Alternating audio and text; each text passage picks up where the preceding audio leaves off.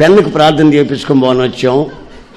వీడు చదవడు, ఈ పిల్లగాని వీడు కలిసి చదవడు. ఆ సంవత్సరం నాకు పరీక్ష రాసి పెన్నుకు ప్రార్థన చేయాలి ఏసన్న గారు. నేను ప్రార్థన చేసి చాలామంది ఫెయిల్ అయిపోయారు.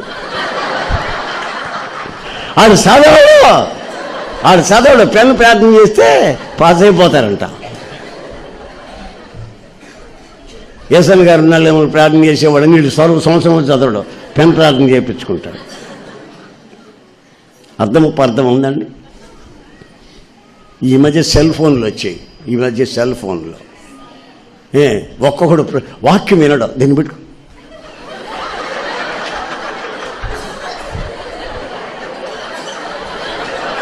అంటుంటాడు.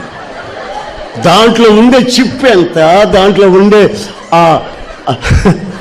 దాంట్లో డ్యూరేషన్ ఎంత ఉంది, చిప్ ఎంత ఉంది, అరగంట